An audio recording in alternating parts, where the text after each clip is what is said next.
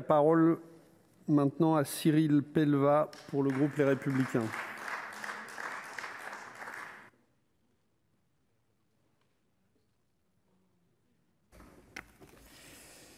Monsieur le Président, Madame la Ministre, Monsieur le Président de la Commission des Finances, Monsieur le rapporteur, mes chers collègues.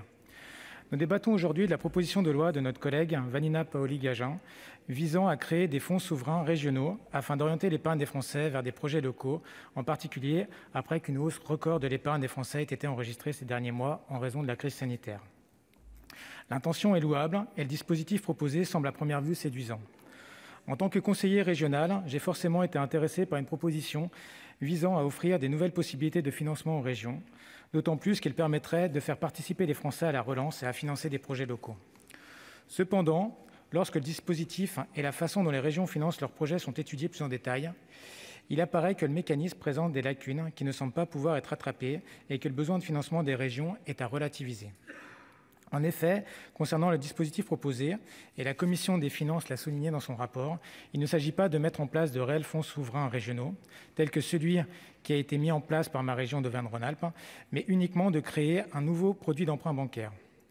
Et si les régions sont intéressées par des dispositifs d'épargne territorialisés, ainsi que par le fléchage des ressources disponibles vers les fonds propres des entreprises, le livret de développement des territoires, dit LDT, ne permet en réalité ni l'un ni l'autre. D'une part, le LDT est réparti au niveau national selon une clé liée au potentiel financier des régions. Il n'y a donc pas réellement de territorialisation. D'autre part, le fonds a principalement vocation à financer des dépenses d'équipement, dépenses pour lesquelles les régions n'ont pas de mal à trouver des financements, et ça a été rappelé. Le besoin que nous constatons n'a pas trait aux équipements, mais au soutien aux entreprises.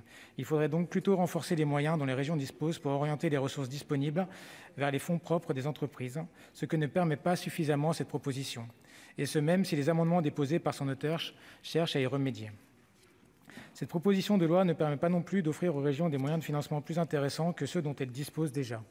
En effet, les régions s'endettent à un taux d'intérêt évalué en moyenne à 0,58%, c'était rappelé par le rapporteur. Or, les conditions de rémunération du LDT conduiraient les banques à proposer des taux d'environ 1% et donc moins intéressants. Il faut en outre noter que ni les régions ni les établissements bancaires ne constatent des carences d'accès à des financements, ce qui aurait pu justifier qu'elles s'endettent à des taux plus hauts. Enfin, le dispositif aurait des effets négatifs à la fois sur les finances publiques en raison des risques d'optimisation fiscale et de la possibilité de cumuler les LDT, mais aussi sur les finances régionales puisque le volume du prêt consenti aux régions ne serait pas négociable, ce qui pourrait les conduire à s'endetter plus que de besoin. Vous l'aurez compris, je ne suis donc pas favorable à l'adoption de ce texte. En revanche, il me semble qu'il serait opportun d'effectuer un bilan des moyens dont les régions disposent pour participer au capital d'entreprise et d'identifier les lacunes de ces derniers pour ensuite proposer des améliorations.